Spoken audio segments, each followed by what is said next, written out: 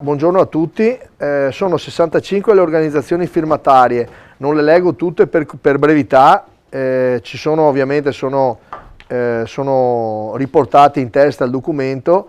Ovviamente voglio ringraziare Massimo Miani, che ricordo a tutti è il Presidente Nazionale dell'Ordine dei Commercialisti ed Esperti Contabili. Grazie Massimo per l'aiuto che ci hai dato nell'estensione tecnica del documento.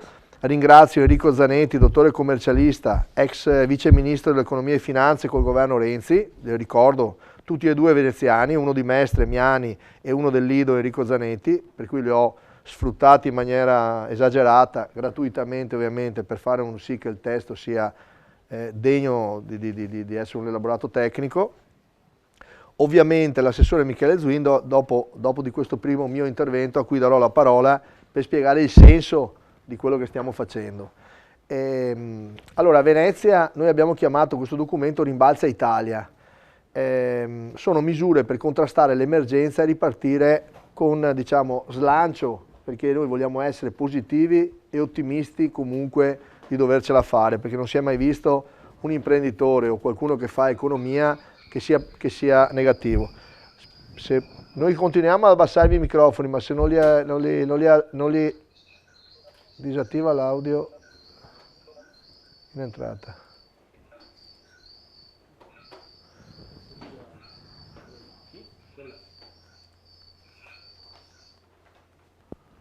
Ecco, l'abbiamo beccata.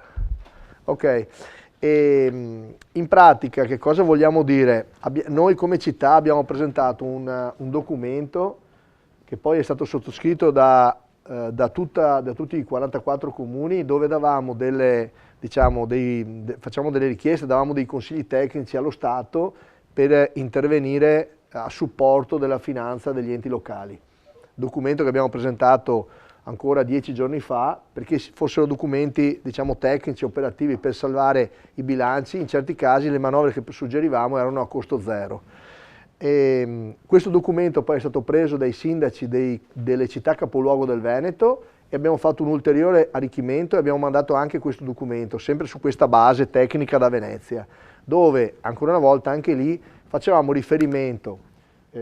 Nessuno più di Venezia è stato colpito appunto dalla crisi della filiera turistica, e per cui inserendo tutta una serie ovviamente di ragionamenti trasversali a tutte le città. Ovviamente la nostra città ha maggior esperienza in chiave di peso economico di quello che sta succedendo in una città appunto turistica, e crediamo di essere la città che meglio può anche dare delle indicazioni, A, per affrontare i problemi, B, per aver voglia di ricominciare a ripartire, perché questo è quello che ci chiedono i cittadini e la città.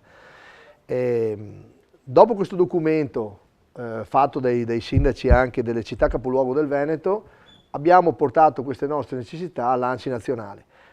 Parallelamente abbiamo costruito un lavoro assieme alle categorie economiche, veramente tutte quelle che rappresentano la città, e questo documento ha appunto l'idea di concentrare molto le azioni che il governo può fare per comprendere le difficoltà del turismo e della filiera turistica. Non solo ovviamente, perché noi siamo una città industriale, c'è Porto Marghera, c'è Murano, ci sono le spiagge, per cui abbiamo una serie di attività, ma senz'altro l'idea della filiera turistica, dove dentro ci entrano per esempio le guide turistiche, ma anche gli stagionali che vengono assunti puntualmente all'aeroporto, ci entrano i sostituti dei taxi che non vengono chiamati, piuttosto che i gondolieri o categorie che spesso neanche si sa che esistono. Ecco, ma a loro si sono unite tutto il settore del commercio, che a maggior ragione dopo questa ultima decisione del governo di procrastinare ancora i tempi, che noi riteniamo insomma in questo senso assolutamente non condivisibile, e non è condivisibile perché riteniamo che ogni territorio deve avere la forza e anche la disponibilità da parte del governo di essere riconosciuti come responsabili nell'organizzare una ripartenza appunto sotto tutti i profili di carattere di sicurezza medico-sanitaria, ovviamente, diciamo. Qui c'è gente che non vuole essere assistita dallo Stato e vuole ricominciare, e noi vogliamo indicare una serie di norme che adesso l'assessore in qualche modo con molta sinteticità cercherà di raccontare, ma soprattutto lo faranno i due tecnici che hanno elaborato il documento. L'idea è quella di essere propositivi, di essere positivi. Alla comunità internazionale voglio dire che Venezia ce la farà sicuramente anche questa volta.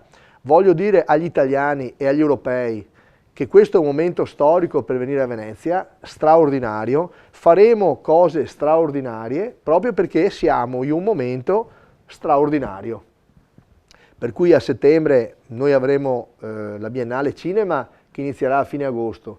Vogliamo ripartire subito con le spiagge appena convinciamo il governo ad ascoltarci e a darci fiducia. Saremo e siamo stati sempre ligi alle leggi, siamo convinti che il governo ci possa ascoltare e possa capire il grido di dolore che arriva da queste persone che non sono state protette. Per cui chiediamo cassa integrazione e cassa in deroga per tutti quelli che oggi non hanno possibilità di avere il lavoro, non solo perché sono chiusi, ma anche per la filiera turistica che sa già che nei prossimi mesi comunque non avrà un lavoro o non ce l'avrà come prima. Per cui è un tunnel la cui lunghezza non siamo in grado di dimensionare, pensiamo sicuramente che si andrà dai 6 mesi ai 12 mesi, per ritornare diciamo, a riprendere i volumi, la dimensione della nostra vita. In questo frangente dico a chiunque abbia possibilità di muoversi nei prossimi mesi, dico venite a Venezia perché aiutereste il mondo a dare un segnale di ripresa partendo dalla bellezza e dalla cultura. Crediamo che una città con queste dimensioni, con questa tranquillità, in questo momento speciale meriti di essere vissuta, un po' come quando si è andati a Berlino a vedere il muro che cadeva. Ecco, forse questo può essere un momento di rilancio dell'intera umanità sotto il profilo ambientale, sotto il profilo umano, delle relazioni, sotto il profilo anche dell'intimità dei nostri rapporti e dei nostri percorsi personali. Penso che Venezia in questo momento, la laguna di Venezia e tutta la città di Venezia siano oggettivamente da vedere, perché non capiterà più di vederla così. Questo è chiaro solo per quei pochi che potranno permetterselo, che hanno coraggio di viaggiare, che avranno coraggio di muoversi, che avranno tante mete dove andare, ma mai troveranno una Venezia in queste condizioni, con questa bellezza. Per cui noi pensiamo che, oltre a chiedere misure per proteggere la nostra filiera economica, siamo anche convinti che se ci ascoltano possiamo uscire migliori di come siamo entrati da questa crisi. È ovvio che dobbiamo remare tutti dalla stessa parte, non c'è mai stata da parte nostra nessun motivo di fare polemiche di nessun genere, ma è chiaro che vogliamo riprenderci la nostra libertà. La nostra libertà è fondamentale per salvare Venezia, per salvare la nostra città metropolitana, per salvare il Veneto, che è una delle aree produttive che portano più gettito al paese, e questa cosa è bene che lo capiscano tutti in tutta Italia, perché fermare una locomotiva industriale com'è il Veneto, com'è la Lombardia, com'è l'Emilia Romagna, rischia di essere una scelta che probabilmente non ci possiamo più permettere dopo averla fermata per più di 60 giorni.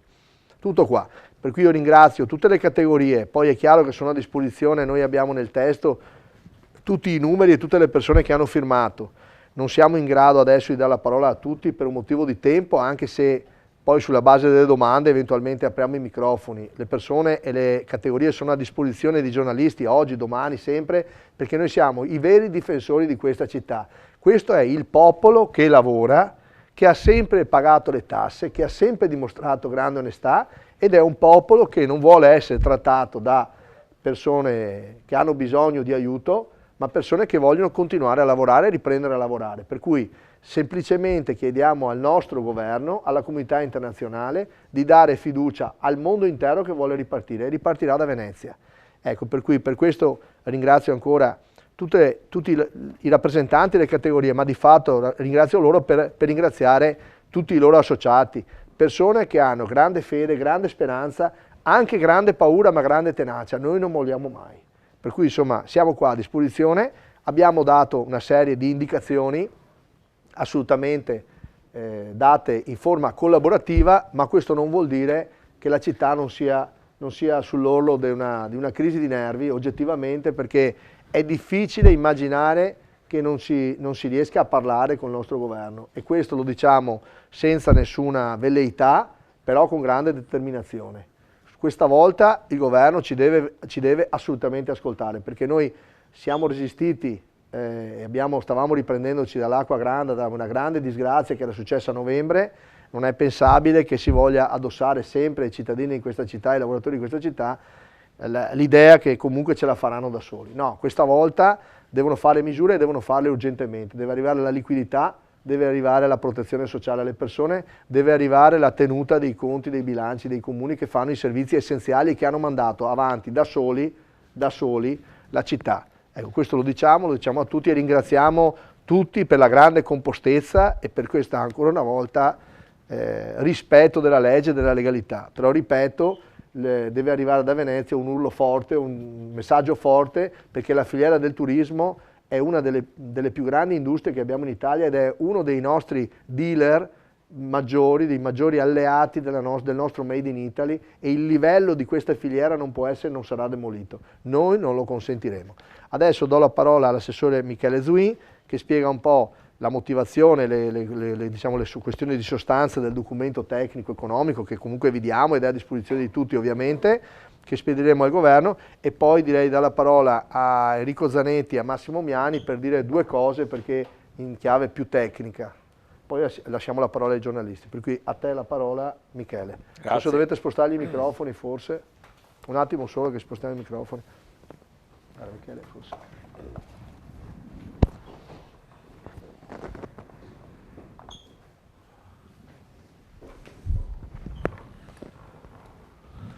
Buongiorno a tutti.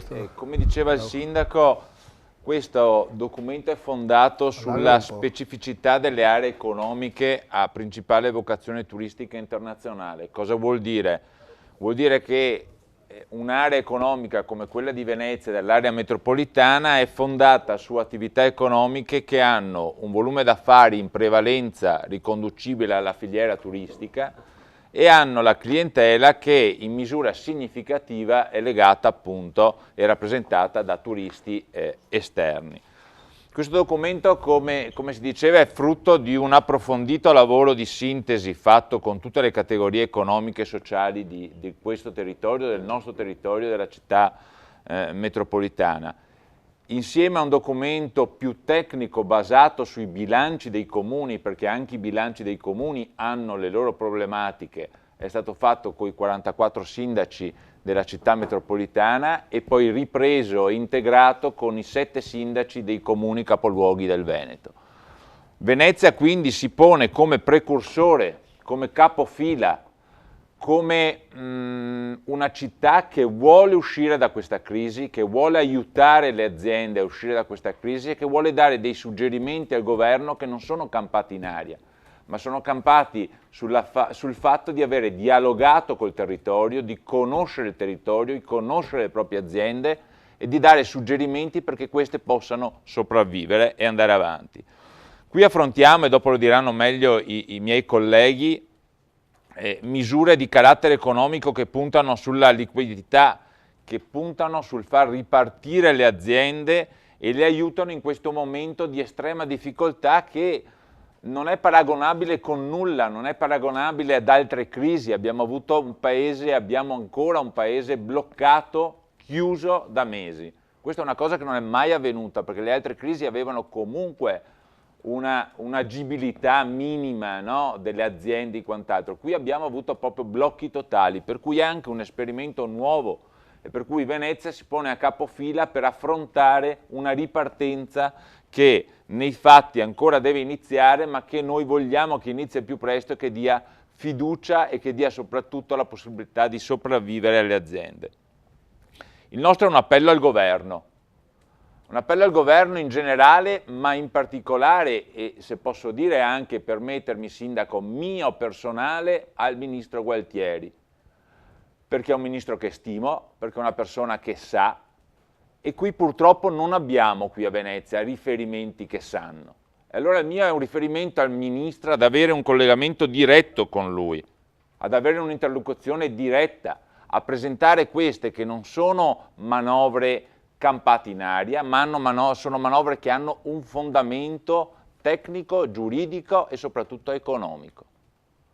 Quello che si può fare a volte anche quasi a costo zero non l'abbiamo ancora vista e quindi aspettiamo quello che doveva essere il decreto di aprile e che adesso sta diventando ormai il decreto di maggio, proprio per vedere e vogliamo influire su queste misure che stanno per essere messe in atto con delle misure economiche che noi proponiamo. Il Comune di Venezia quindi è un apripista insieme alla città metropolitana e penso che siamo pochi in Italia che abbiano organizzato in modo così compiuto con le categorie e con gli altri sindaci degli altri comuni del Veneto, che abbiano cercato di dare un reale aiuto, non campato in aria, non facendo la semplice letterina di aiuto, di denaro, di richieste di denaro, ma misure concrete che cercano di portarci fuori da questa crisi. Questo è il nome che abbiamo dato, Rimbalza Italia, perché dobbiamo fare un vero e proprio rimbalzo per uscire da una crisi che sta diventando sistemica e non possiamo lasciare crollare un'economia come quella italiana che se continuiamo così sarà difficile da riprendere. Siamo ancora in tempo per dare una spinta a questo paese e riprenderci perché abbiamo delle economie come quella sul turismo, su cui chiaramente noi puntiamo principalmente, che può risollevare le sorti di questo paese. Grazie. Adesso direi appunto di vedere darei la parola se Zanetti e Miani vogliono anche... Se io darei la parola a Enrico Zanetti, vediamo se... Eccolo qua. Enrico, ti apro il microfono. Prego. Possiamo alzare? Un attimo solo. Enrico. Possiamo alzare? Devi parlare un po' più vicino al microfono. Non credo che sia un problema nostro qua. Credo sia più un problema suo. Aspetta un attimo che vediamo se abbiamo il microfono forse un po' basso. Prova un po'. Prova Enrico. Sì, meglio. Perfetto, sì, un problema il microfono mio. Bene, grazie signor Sindaco, buongiorno a tutti.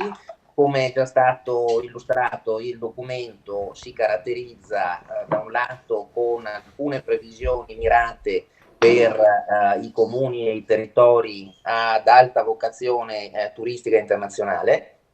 Relativamente a questi si prevedono delle misure che sono sostanzialmente il più possibile allineate a quelle che sta predisponendo il governo, ma che tengono conto della specificità di queste aree, per le quali innanzitutto il parametro temporale di riferimento per il cosiddetto lockdown e quindi la durata degli aiuti non può certamente essere collegata alla semplice decisione sul piano nazionale, ma riguarda in senso più ampio la fine della pandemia a livello globale. È evidente che per il settore turistico il lockdown non finisce quando c'è il DPCM che dice che è finito, ma finisce ben dopo, quindi gli strumenti di aiuto per quelle aree che hanno l'economia caratterizzata in prevalenza da questa tipologia di servizi devono sin da ora prevedere degli orizzonti di durata e di intensità diversi, pur innestandosi sui meccanismi che finora il governo ha individuato. Anche per quanto riguarda le altre misure di carattere invece diciamo più uniforme nazionale, legate alla liquidità, legate agli aiuti alla ricapitalizzazione, legati ai differimenti dei versamenti fiscali, la logica che è stata adottata in questo documento è stata quella di rimanere il più possibile aderenti a ciò che in questo periodo ha più o meno impostato il governo, proprio per rimanere in una logica di concretezza.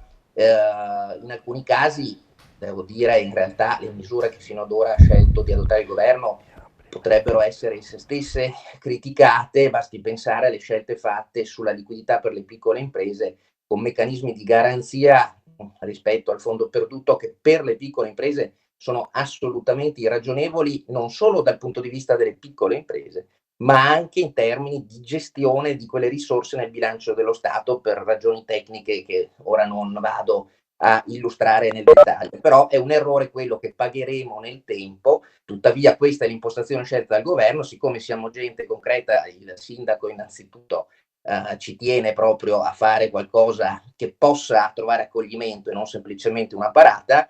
Anche su quel versante abbiamo proposto dei miglioramenti, non stravolgimenti, ancorché, ripeto, quell'impostazione purtroppo è sbagliata nel manico. Dietro al documento, e chiudo, ovviamente sono disponibili per la generalità delle norme i testi proprio normativi, che lì sono semplicemente descritti, nonché le relazioni tecniche con gli effetti sul saldo netto da finanziare, sul fabbisogno di cassa e sull'indebitamento netto. La maggior parte di quelle misure non hanno impatti ulteriori rispetto agli scostamenti di deficit che già il governo si appresta a varare, sono ovviamente delle proposte di impiego alternative.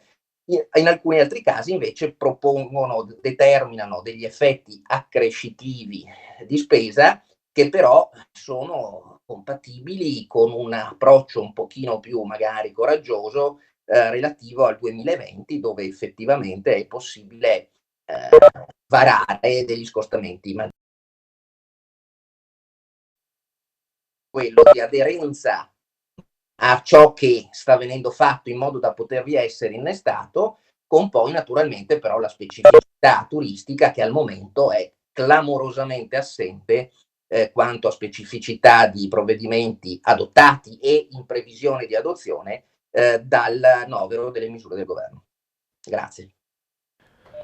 Grazie Enrico, anche perché hai chiarito bene qual è l'impostazione del documento, insomma, cioè noi abbiamo cercato in questo senso di essere filogovernativi, no? Cioè, l'importante è riuscire a portare a casa i risultati e non a fare così domande più o meno generiche. Io voglio ricordare che noi abbiamo la Fenice, abbiamo una serie di grandi istituzioni culturali, per cui c'è tutta una serie di fondi. Quando parlo delle casse in deroga intendo proprio i fondi per proteggere i lavoratori dello spettacolo, lavoratori che sono nelle filiere della Biennale, dello spettacolo, che spesso vengono dimenticati, dei musei, ma anche gli stessi lavoratori del servizio dei trasporti pubblici o privati, e poi tutte le filiere collegate alle piccole imprese, alle piccole aziende, ai piccoli negozi. E oltre a questo documento stiamo dicendo che più la gente si autotutela lavorando, meno è a costo dello Stato, e per cui meno sarà difficile poi dover recuperare, quasi impossibile, la filiera lavorativa di tutti se non ripartiamo con attenzione quanto volete, ma bisogna assolutamente considerarla questo aspetto. Considerate che dentro ci sono anche dei richiami ai canoni demaniali. È sfiorata, non è stata approfondita, ma per nostra volontà, ma tutta la questione del porto, degli aeroporti, dei collegamenti, che sono parte funzionale, sono legati alla fiera turismo per certi versi, ma sono anche un grande sostegno per una crescita alternativa della città, cioè investendo anche su altre filiere molto importanti, per cui quello del porto noi suggeriamo, non costa niente, ma almeno partire qui i lavori dello scavo dei canali, dove in questo momento, essendoci poche navi, per logica conviene farlo adesso. La stessa cosa vale perché vogliamo presidiare i lavori del Mose, che al di là delle beghe e delle baruffe continue, noi abbiamo necessità che si continui a difendere la città, perché tornerà a ottobre, torneranno le acque grandi, le acque alte. Continuiamo a dire che bisogna ripopolare il centro storico. Qui abbiamo cominciato a fare un accordo l'altro giorno con l'università, su idea dell'Università di Architettura, tra l'altro, che io ho subito colto al balzo, questa idea era buona, del rettore, e abbiamo firmato un accordo rapidamente con i proprietari, con tutti i gestori, con le agenzie, ma anche con i proprietari che prima affittavano le case ai turisti e sono adesso disponibili ad affittare agli studenti. Può essere un ritorno della residenzialità in centro, però anche parlando di riefficientamento dell'edilizia, anche se è vincolata e storica nel centro storico, perché bisogna riefficientarla per poterla rendere più attuale per la vita delle persone, dei bambini, delle famiglie.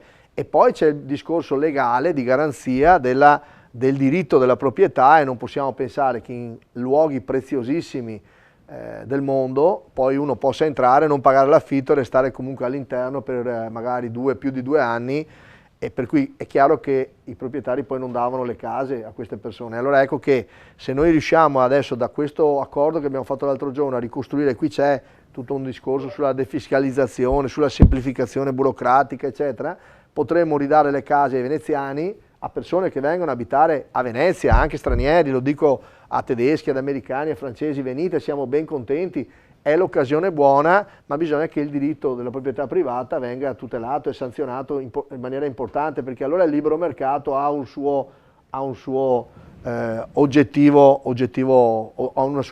funzionalità.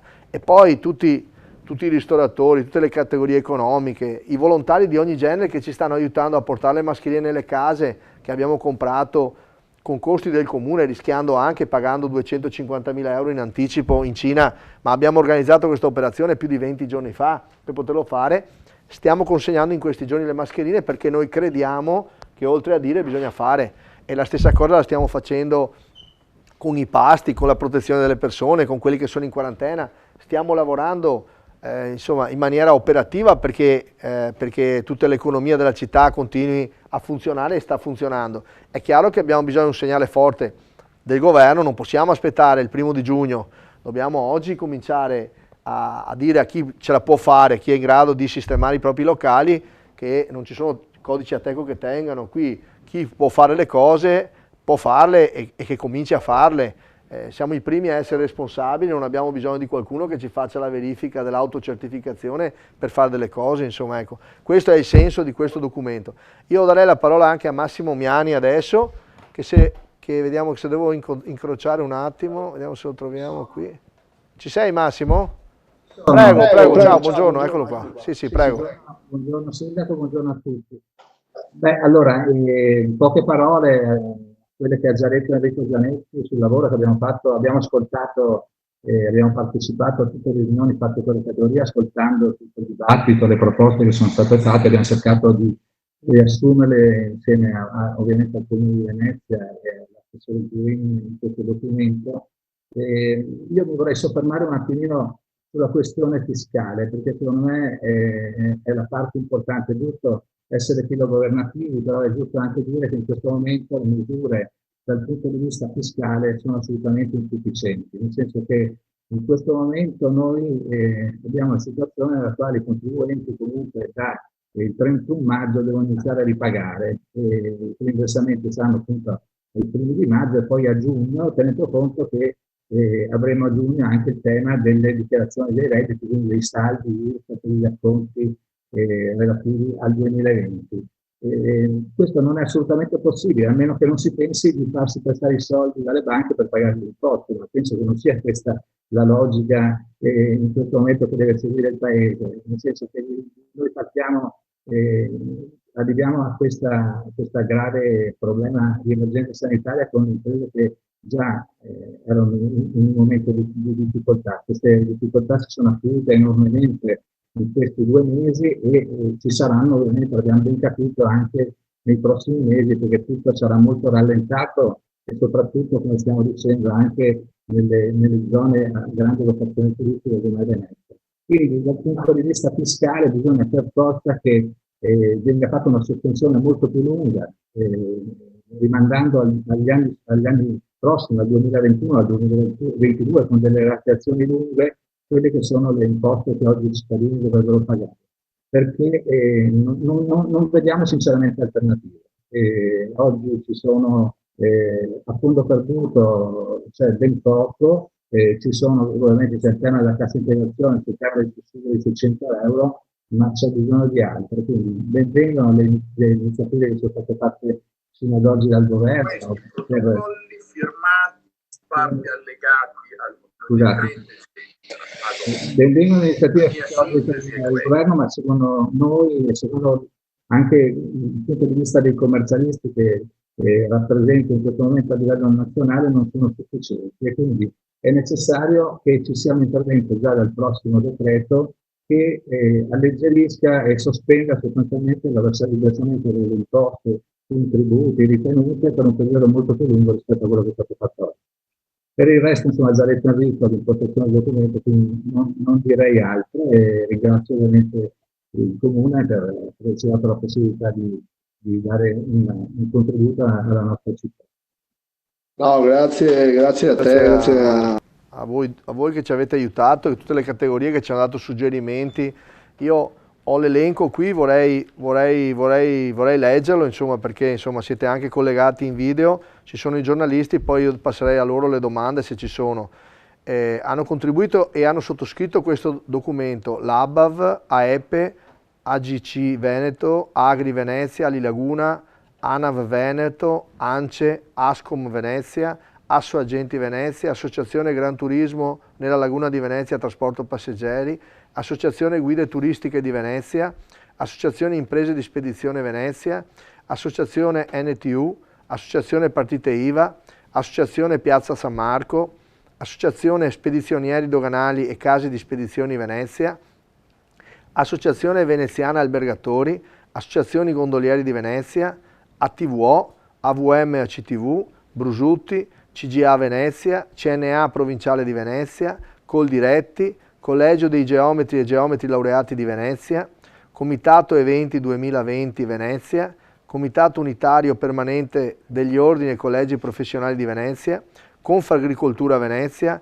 Confcommercio Unione Metropolitana di Venezia, Confcooperative Venezia, Confedilizia Venezia, Confesercenti Metropolitana di Venezia Rovigo, Confetra Nord-Est, Confindustria Area Metropolitana Venezia Rovigo, Confprofessioni Veneto, Consorzio Concave, Consorzio Lepanto, Consorzio Motoscafi, Consorzio Venezia e il suo lido, Consorzio Venice Water Taxi, Cooperativa Guide Turistiche Autorizzate Venezia, Cooperativa Serenissima Taxi, Cooperativa Transbagagli, Cooperativa Veneziana Motoscafi, Fabrizio Giri, membro Comitato di Gestione Autorità Portuale Venezia Città Metropolitana, Fede Turismo Venezia, FIAP Venezia, FIAVET Veneto, Goia, Veneto Friuli Venezia Giulia, Gruppo Ormeggiatori del Porto di Venezia, Lega Coop Venezia, Ordine Architetti, Pianificatori, Paesaggisti e Conservatori di Venezia,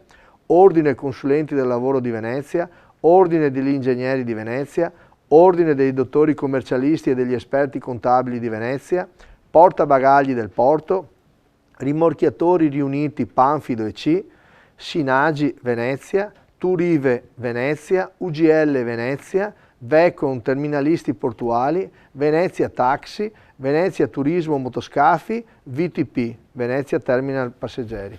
Io vi ringrazio tantissimo, spero che questo documento possa essere utile e verrà utilizzato dal Ministro dell'Economia. Mi auguro che ci possa chiamare il nostro assessore, perché riteniamo che solo il Ministro dell'Economia in questo momento possa magari dire una cosa che poi di cui venga trovata conferma. Abbiamo bisogno di serietà, abbiamo bisogno di concretezza e soprattutto di grande velocità. Grande velocità ne ha bisogno il Paese, ne abbiamo bisogno tutti.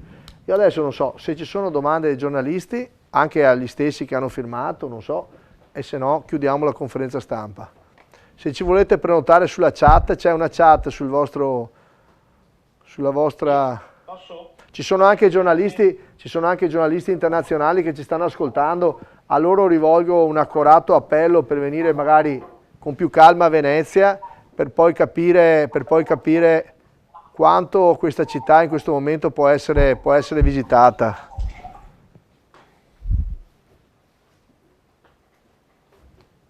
Vediamo, sto guardando chi ce l'ha aperto.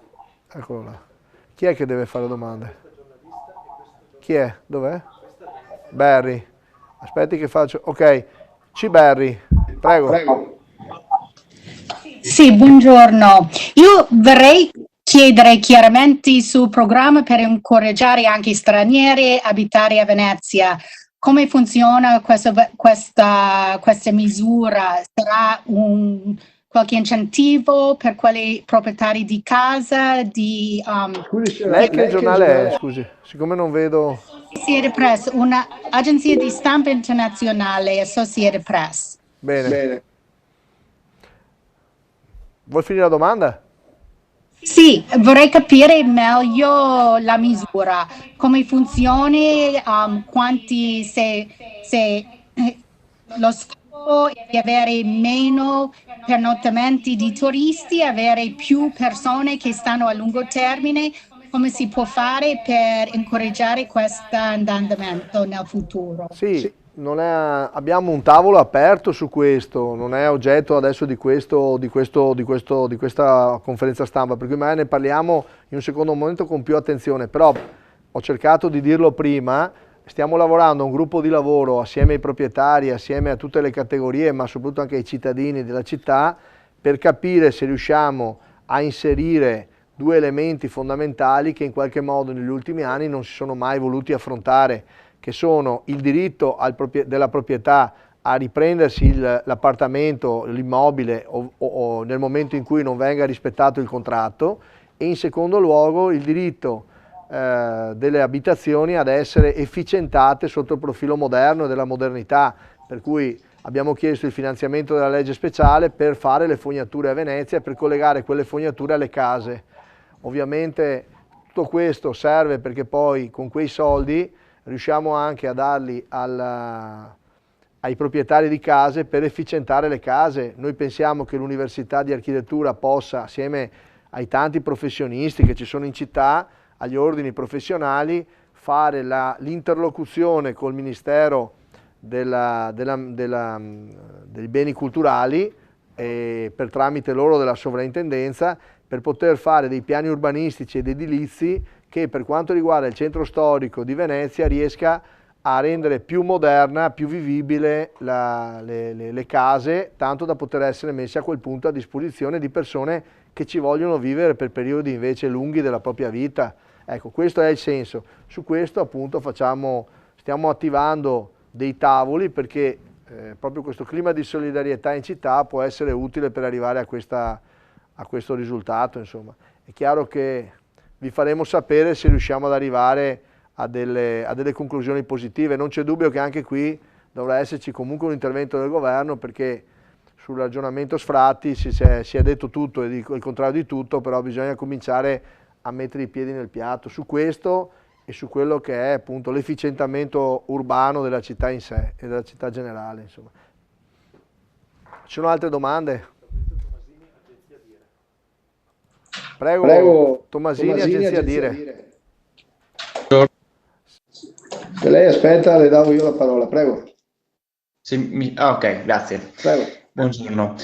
Sì, ho una domanda per il sindaco. Prima, facendo un po' il quadro della situazione, ha parlato di cose straordinarie, progetti straordinari per il futuro, insomma, per rilanciare un pochino la città. Quindi, al di là di questo documento tecnico, insomma, di suggerimenti per il governo, suggerimenti economici e di misure, avete in mente anche di elaborare un altro programma, insomma, per il rilancio di Venezia, un programma di iniziative? Sì, è proprio così. Questo lo presenteremo più avanti perché adesso ci vogliamo concentrare sulla protezione dei lavoratori. Cioè oggi non siamo ancora in grado di capire se uno può uscire di casa o no. A oggi qui non si può, in Italia non si può ancora uscire di casa. Questa cosa riteniamo sia assolutamente esagerata rispetto alle protezioni che invece gli italiani hanno dimostrato di avere. E vorrei ancora dire che qui tutto l'effetto della protezione anche personale è stato vissuto in maniera, come si dire, molto forte da tutti i cittadini, per cui questa fiducia ce la siamo guadagnata sul campo, stando a casa chiusi per 2 mesi, per cui nel momento in cui le categorie, i loro rappresentanti firmano una mozione così importante al governo, dobbiamo concentrarci sulla prima fase. Oggi siamo alla prima fase. La prima fase è quella di proteggere questa filiera, di dare gli strumenti per la ripartenza dove è possibile e per creare le condizioni per dimostrare che Venezia può effettivamente essere raccontata nel mondo, perché di questo poi dobbiamo anche raccontare, nel mondo come una delle prime città che può ripartire in sicurezza e tra l'altro con uno spettacolo naturalistico che non ha confronti. Lo dico ai giornalisti stranieri, se vogliono raccontarla lo dicano, perché Venezia in questo momento è qualcosa di straordinario. In questo frangente abbiamo visto i polipi nel Canal Grande, abbiamo visto il pesce tornare, le acque pulite, abbiamo visto che si stanno anche interrando i canali, se per quello. Abbiamo visto tante cose, però sono momenti spettacolari che vale la pena di cogliere. Al governo chiediamo: ridateci in mano la nostra libertà e date fiducia ai cittadini. Sulle norme economiche su cui ci stiamo soffermando con questo documento, stiamo spiegando che sono norme che non hanno nessun tipo di utilizzo, come posso dire, strumentale per nulla, non abbiamo nessun interesse di altro genere se non l'interesse dei nostri cittadini che non vogliono vivere di assistenzialismo o di assistenza, ma vogliono vivere del proprio lavoro. E poi dimostrare che questa città, come ce l'ha fatta con l'Acqua Grande, ce l'ha fatta in tanti momenti della vita, ce la farà ancora adesso e probabilmente trascinerà il Paese verso appunto un rilancio che assolutamente merita. Lo meritiamo tutti gli italiani, per cui Penso che Venezia in questo senso, proprio questa trasversalità dei nomi che ho appena letto, dimostri proprio questa nostra voglia di non far polemiche, ma semplicemente di ripartire con tutte le attenzioni del caso. Ma dobbiamo ripartire con le spiagge, dobbiamo fare i lavori al porto, dobbiamo avere la possibilità di fare le bonifiche, di far riattivare i bar, i ristoranti, i parrucchieri, tutte le persone che hanno voglia e possibilità di lavorare, proprio perché ci vorranno dei mesi, perché la filiera turistica è stata penalizzata in maniera esagerata, fortissima, lo sarà nei prossimi mesi, e questo il governo lo deve capire, perché il governo siamo tutti noi. Tutto qua, questo è il senso di questa riunione di oggi. Poi su quello che faremo lo racconteremo magari fra qualche giorno, fra qualche settimana. Per il momento ci concentriamo nella difesa, poi c'è il momento dell'attacco di cui stiamo già, ovviamente, siamo già e saremo protagonisti. Michele Fulì del Gazzettino. Eccoci, ciao Sindaco, buongiorno a tutti. Buongiorno.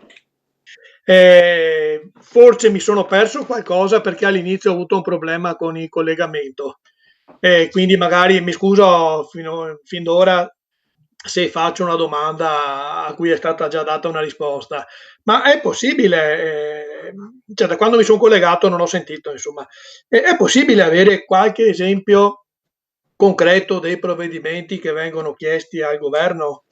Sì, c'è...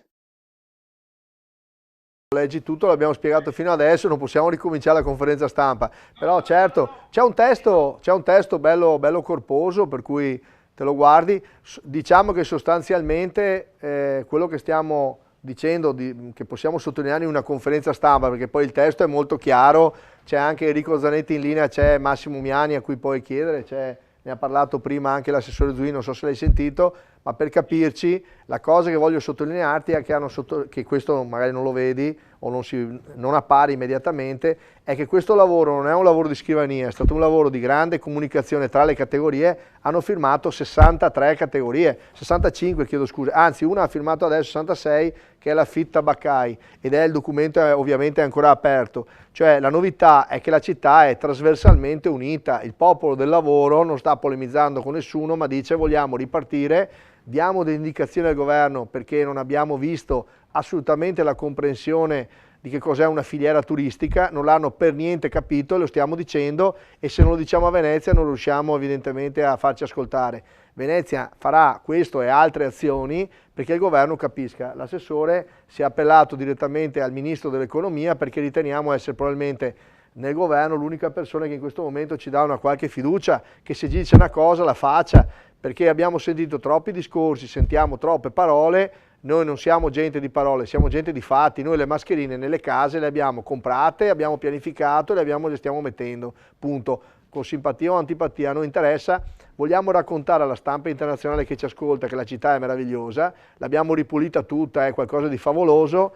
Abbiamo la grande fortuna che non c'è la massa dei turisti, per cui per un altro anno pensiamo che non sarà così, poi si vedrà quello che riusciamo a condizionare, ma per adesso io guardo i prossimi mesi e dico: chi ha la fortuna di poter venire a Venezia, lo dico anche agli italiani, troverà qualcosa di storico, di straordinario, perché non succederà più di sentire ancora i propri passi, cose che io mi ricordo forse in qualche raro momento da quando ero piccolo, non mi ricordo altri momenti del genere. Ovviamente stiamo offrendo tutta la disponibilità del caso, ma anche grande fermezza. Qui ci sono in collegamento in questo momento tutti i presidenti delle associazioni che ascoltano. Credo che anche la comunicazione e tutte le persone che poi vivono in città dovranno fare i conti con le cose che dicono e con l'immagine che lasciano di questa città, perché qui c'è il futuro nostro, ma anche dei nostri figli, dei nostri bambini. Se il governo e lo Stato italiano, come ha dichiarato più volte, dovrà anche, e noi siamo convinti che è giusto che faccia, indebitare le prossime generazioni, è giusto che lo faccia, però sentendo i cittadini, non a casaccio, non buttando soldi a casaccio, ma investendo fortemente sulla difesa del lavoro e delle imprese. E queste sono qui tutte rappresentate, persone che probabilmente a tanti non dicono nulla, perché sono piccoli gruppi, piccole situazioni, ma che fanno la grande qualità del turismo italiano. Le guide che hanno 20 anni di specializzazione non le ricostruisci domani mattina. Se perdiamo questa filiera non la proteggiamo.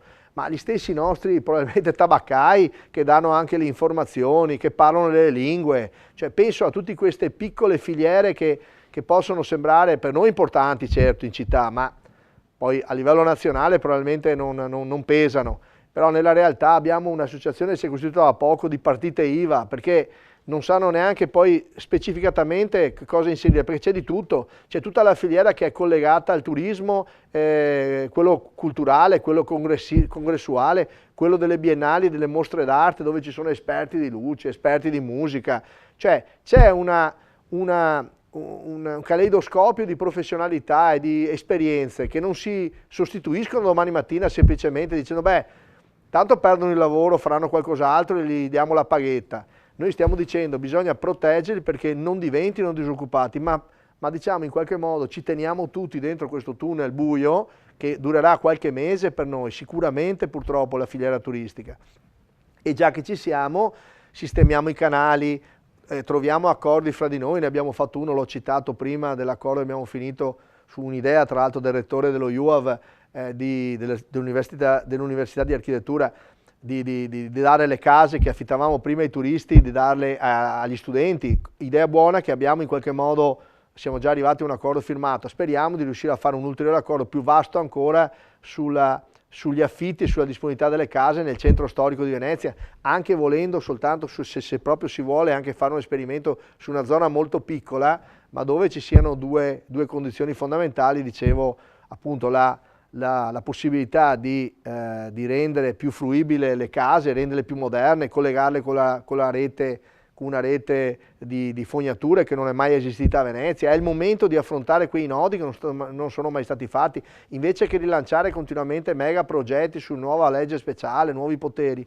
Cominciamo a dire tutti insieme, visto che il governo penso che sia anche rappresentato da persone di Venezia, che ci diano i 150 milioni per finanziare la legge speciale che chiediamo da quando siamo andati sotto acqua tutti quanti. Cioè noi facciamo il nostro, ognuno faccia il suo, senza fare promesse vane. Proteggiamo i lavoratori della CTV almeno con le casse in deroga che non hanno, o i lavoratori dello spettacolo, della Fenice, dei musei, di tutte quante la filiera, ripeto, perché di questo non abbiamo visto tracce nei provvedimenti, ma neanche annunciati del governo, neanche annunciati. Promesse separatamente con gli SMS sì, ma ufficialmente niente. Ecco, per cui questa è una presa di posizione pacifica, ma molto molto determinata. Insomma, Venezia non mollerà. Ecco, questo è il messaggio che arriva da questa serie di interlocuzioni, perché alla fine è un documento, e ho ringraziato Enrico Zanetti e Massimo Miani di averci dato una mano, ovviamente sotto la supervisione, insomma, comunque del comune, dell'assessore al bilancio, di tutti i tecnici del comune e della città metropolitana, che voglio ringraziare ovviamente. Però ecco, questo è un lavoro di sintesi collettivo, si direbbe dal basso, insomma, per poter fare qualcosa realmente, visto che i debiti, noi abbiamo anche chiesto nel documento del comune, abbiamo detto anche, siamo anche, se non avete i soldi, siamo anche disposti a indebitarci, basta che il voto in Parlamento sia trasversale e che consenta di utilizzare quell'indebitamento anche per spesa corrente. Così magari possiamo, perché noi dobbiamo passare la nottata, che vuol dire un anno, non sono 2 mesi, non sono 9 settimane o 13, ove verso, ove saro, oggi per domani. Qui c'è da dare una grande opera di chiarezza rispetto a quello che sarà Venezia, rispetto all'idea che ha il mondo di noi. E il mondo deve sapere che Venezia è al sicuro, è salva, ma rischia tantissimo se qualcuno non ascolta. Ecco, questo è il senso. Sindaco, no, questo l'ho capito, dopo leggerò il documento con attenzione. Grazie. Posso solo chiedere una cosa aggiuntiva, visto che abbiamo Enrico Zanetti e Massimo Miani. Sì. Era questo, allora, nel documento avevate detto che ci sono dei consigli e indicazioni per il governo, ma si parla anche di finanza pubblica, ovvero cioè, come poter reperire eventuali risorse per sostenere il rimbalzo del paese, insomma, e delle località turistiche. Certo, è un documento economico. Ma tu l'hai visto, Michele, ma l'hai visto il documento tu, solo per capire? L'ho visto, per quello chiedo. Però lo mandiamo adesso. Sì, no, dopo, non so se Michele, ok, era solo per sapere. Enrico, chi è che... Oh, ma... Prego, hai sentito la domanda, Enrico? Assolutamente. Certo, nel documento, nella versione così però per la lettura è una illustrazione, come dicevo, però dietro quell'illustrazione ci sono delle proposte normative che a livello comunitario possano nella parte maggiore possibile trovare accoglimento nell'ambito del prossimo decreto o comunque della sua conversione in legge, e insieme alle norme naturalmente ci sono le relative quantificazioni finanziarie. Alcune disposizioni propongono degli impieghi parzialmente diversi di risorse che già comunque il governo sta pensando di utilizzare, e da quel punto di vista quindi non determinano maggiori necessità di scostamento di bilancio. Altri inevitabilmente richiedono un'aggiunta, ove non vengano preferite queste norme e al posto di altre che dovranno essere rinunciate, un'aggiunta di risorse disponibili sul 2020. Ovviamente, come sapete, sul 2020 vi è la possibilità di chiedere scostamenti di bilancio di importo significativo. Il governo in parte lo ha fatto, quello che si voterà domani in Parlamento di 55 miliardi. All'interno di quello spazio si possono fare varie cose, alcune appunto secondo il nostro documento un po' meglio perché sono delle variazioni sul tema, altre potrebbero francamente essere aggiunte, perché mi permetto di evidenziare che ad esempio su tutta la partita dei rinvii fiscali di cui parlava anche prima il Presidente Miani, le scadenze di versamento a fine giugno delle imposte sul reddito, dell'IRAP, dell'IRES, che tanto interessano proprio soprattutto le partite IVA e le imprese, ove venissero rinviate non in modo, lasciatemelo dire, ridicolo di 2 mesi, ma all'anno successivo, è evidente che determinerebbero in termini di finanza pubblica circa 30 miliardi di maggior deficit quest'anno, ma non sfugge a nessuno che si tradurrebbero in 30 miliardi viceversa di minor deficit l'anno prossimo. In un contesto in cui il 2020 è un anno dove conta relativamente avere un deficit del 10 o del 13, mentre nel 2021 sarà molto guardato come ne usciamo fuori, ecco che allora questo spostamento che porterebbe al deficit 2021 non solo va nel senso di aiutare le imprese, le partite IVA, ma è qualcosa che con una strategia del bilancio dello Stato un po' più coraggiosa, un po' meno conservativa e un po' meno burocratica, dove evidentemente in questo momento però la politica non è in grado di dare quella verbo in più, farebbe il complessivo di tutti. Queste sono ad esempio proposte presenti nel documento e che sono finanziariamente, a mio avviso, non solo sostenibili ma addirittura auspicabili. Grazie. Massimo, vuoi dire qualcosa forse? Devi aprire il microfono, non so dove. Massimo Miani, se vuoi dire qualcosa. Ah, ok. Eccomi. No, vabbè, penso che Enrico abbia già dato spiegazione di tutto, insomma, e peraltro è un po' la linea anche che stiamo tenendo noi come consiglio, come dicevo prima. È ovvio che poi vi è una scelta politica, quella di decidere di incrementare il deficit quest'anno e rinviare al prossimo anno e avere un incremento sostanzialmente, una riduzione del deficit il prossimo anno, un incremento del PIL il prossimo anno. Questo è il ragionamento che abbiamo fatto e poi sta la politica decidere. La cosa che ho messo in evidenza prima è che comunque le risorse non ci sono, quindi indipendentemente da tutto, poi i contribuenti faranno le loro scelte, se non ci sono rinvii, Sì, io poi se posso suggerire, lo dico un po' a tutti, è chiaro che se tu interrompi una filiera così importante, perché rischiamo poi che rischiamo di perdere, il rischio è poi questa gente che da oggi sono sempre stati contributori attivi, cioè producono gettito, se tu li interrompi perché non riesci a trovare il modo di sostenerli nel momento di difficoltà, è evidente che questi domani non solo continueranno a non produrre gettito, ma diventeranno anche un peso da sostenere per tutti gli altri, perché mi sembra abbastanza evidente che la scelta politica che deve essere fatta è quella di salvare tutte le imprese e i lavoratori. Mi sembra una cosa banale da dire, banale, non ci vuole uno scienziato a capire questo. Diverso è invece fare reddito per tutti a casaccio piuttosto che scelte legate da varie convenienze senza una precisa consapevolezza da dove arriva il gettito dello Stato, perché il gettito dello Stato arriva da queste aree industriali. È evidente che sono state colpite queste, ma viene colpito al cuore il sistema dello Stato italiano se questi non capiscono rapidamente che devono salvarlo. Lo dico in prospettiva, da qua a 2 anni, come dicevano adesso loro, è bene che oggi facciamo uno sforzo appunto di indebitarci pur di salvare le imprese, piuttosto che perderle, perché poi se le perdi non le trovi più neanche dopo, non le costruisci domani un impianto del genere. Tutto qua. Questo è nell'interesse del paese quello che stiamo dicendo, non solo di Venezia, di questa città e di queste categorie che sono qua. Questo è il passaggio che speriamo si capisca, Altre domande? Grazie Michele. Altre domande? Non ce ne sono. Perfetto, ringrazio tutti quanti. Buona giornata. Sì, Luigi Garizzo, vi voglio Piacenza, ma non riesco a dare la parola perché avrei una riva di domande a tutti quanti. Ci sentiamo più tardi, magari o domani, per fare un punto. Poi se vi chiedono informazioni, voi ovviamente le potete rilasciare. Se mi consente un minuto solo, avevo piacere di rivolgermi alla stampa, perché avevo bisogno che la stampa dia voce ai problemi della categoria taxi e noleggio su acqua. Vabbè, in via eccezionale, Luigi, parli pure. In via eccezionale parli. Vabbè, cosa faccio? Io fra un po' chiudo. Vogliono contattare o ci danno dei numeri, li contattiamo noi. Noi abbiamo bisogno di fare una domanda al direttore generale dell'INPS tramite la stampa. Ci deve rispondere perché ad oggi non hanno provveduto a sostenerci in nessuna forma. Bene. Luigi, grazie. È che è quello che ho detto fino adesso, non posso la parola a tutti, c'è anche il Presidente di Confindustria, ringrazio per la pazienza, così non do la parola a nessuno e non diamo priorità, che poi non è il caso, se no sarebbe giusto che parlassero tutti.